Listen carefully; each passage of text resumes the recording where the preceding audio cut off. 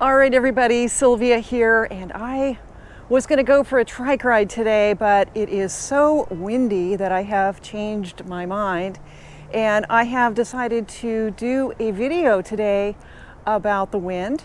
And I've started this outside, but in fact it's so windy that I think I'm going to bring it inside, and I want to talk about some of the issues and concerns to consider about the wind before you go on a trike ride. So all right, let's go inside.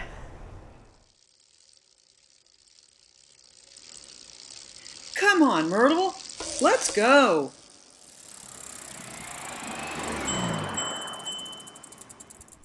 All right, everybody, Sylvia here. I have taken this video inside to be sheltered from the winds that are blowing very, very strong. And I am in the Palm Springs area. I've been here for a couple months. I'm going to be here for a little while longer.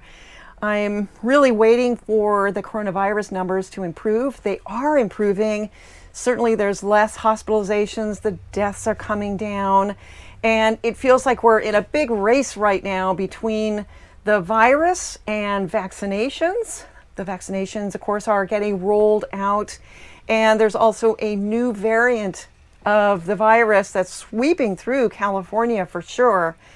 And I think for a lot of areas of California, the vaccinations are getting rolled out faster. I'm in Riverside County. There is no vaccine. Everywhere I go, there's a sign on the door that says, we don't have vaccines. So I'm waiting to see when that's going to get rolled out, and then I'll feel a little bit more comfortable moving on. But for right now, I'm in a very safe place, secure place. I'm with friends, and I'm in a place where the weather's great, so I can often go for trike rides. And today, like most days, I started the day, checking the weather. Here I've got my laptop open for Palm Springs. It says 72. It's going to be 76 today. Winds are 10 to 20 miles an hour. That's pretty strong, but I might consider it. And then I'll look out the window and I will see that those trees are blowing at least 20 miles an hour. And more importantly is I can look at the sky and see that it's not clear. And this means that there's a lot of sand from the desert is getting blown into the air and making the air harder to breathe. And so, I'm just not gonna go out. And I think for me, I became more obsessive about the weather and wind from all the years of touring, because the wind can make or break a tour. And, a couple of examples, there's some wonderful touring routes in the United States that are very popular. One is the Pacific Coast route. It goes from Canada to Mexico along the Pacific Ocean. And everybody does this route north to south, because if you do it later in the year, in the summer, you always have to do it in the summer because of the weather. But if you do it in August, September, October, you're going to get bright blue skies, which means you're going to have a booming tailwind every day. And also, if you go north to south, especially being on the trike, you're going to be on the ocean side of the road, and so you're going to get unobscured views, and the scenery is just spectacular.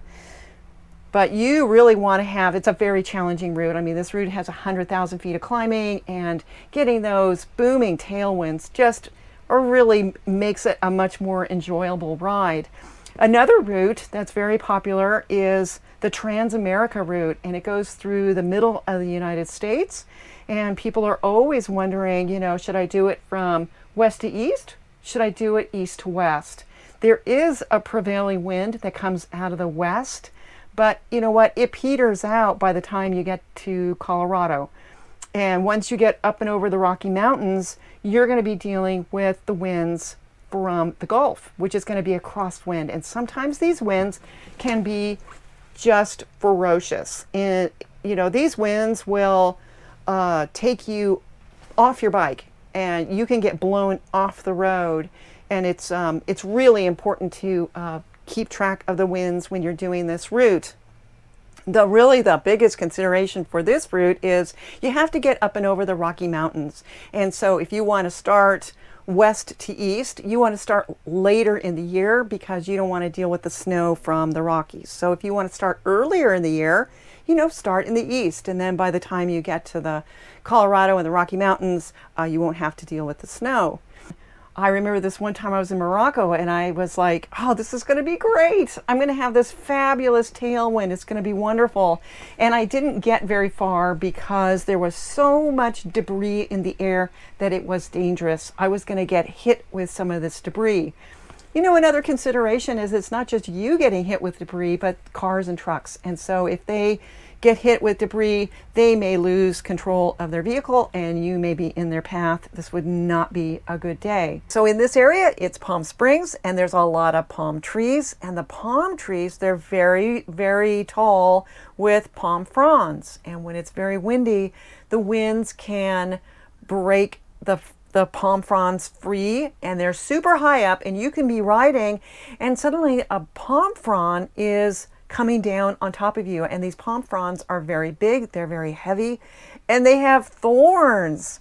And so, you may not even notice that a palm frond has come loose, and next thing you know, this thing is hitting you, and it's very possible that you will lose control of your bike or your trike, and you may you may careen into traffic, you may end up in a ditch. It's not good. And of course, you may not get hit, but maybe a car or a truck can get hit and they too can lose control of their vehicle. And, you don't want to be anywhere near that. That would be a very bad day. I know like in Las Vegas, they just had this phenomenon. It's called a haboob. And it's where the winds are so strong and it churns up the desert sands. And the air is so thick with sand that it's a wall of sand-filled wind from the ground to the sky, and you can see it coming. It's coming from the desert into the city, and you have absolutely no visibility. And when this happens, not only do you not have visibility, but you are breathing in this sand. Now, I happen to be somebody who's very sensitive to wind on my neck, and so I always ride with a neck gaiter. And so if I find myself in, an area where the winds are kicking up some sand or debris or whatever it is, I can lift that neck gaiter up and over my nose and mouth. I particularly use this when I'm climbing and there's a diesel truck and it's spewing pollution out its tailpipe. And so I can bring that neck gaiter up and over my nose and my mouth so I don't have to breathe in all that pollution. But, if the air is that thick with sand, it's not only that you're breathing it in, but you are getting covered head to toe with sand. And not only are you getting covered in sand head to toe, but your trike and your drivetrain. And so as you're riding, you're just grinding that sand through all the gears in the cog, in your derailleur and in the front chainring, and it's just coating your chain all the way around as you're riding. And so when you're done with the ride, you're definitely going to have to take the time to thoroughly clean that chain. And so, that's another big consideration is the damage that you're doing to your chain rings, your cogs, and your chain ring. And when I go out for a ride, maybe the winds aren't so strong. Maybe it's 15 miles an hour. It's totally doable. And I know I'm doing an out and back ride. One way or another, I'm going to be riding into a headwind. And so I typically like to start my ride with a headwind so that when I come back, I'm in a tailwind. That's just me. If you're doing a loop ride, the winds can be very fickle. So, that's something else to consider. But those are some, I really think that the wind is something that you need to respect. And my recommendation is to always check the weather service. And if there is a wind warning, definitely don't go. I know in this area, sometimes the winds in Palm Springs aren't nearly as strong as they are in other areas of the valley. I have a friend, Dave, and we are always wanting to do these canyon rides that are further out into the desert, like Joshua Tree. And, the winds here, there's like no winds blowing, but we get out there and it's you know, it's just fierce, and we have to pack it in, and we're still trying to get some rides out in the desert done, but you know, the winds can be just super strong, and so that's, you know, something to consider as well. I think that's pretty much all I have to say about the wind. It's possible I have completely forgotten something. Let me know if there's other considerations about the wind that you are taking. And, you know, I hope you guys remain safe and healthy. And as always, thank you for watching.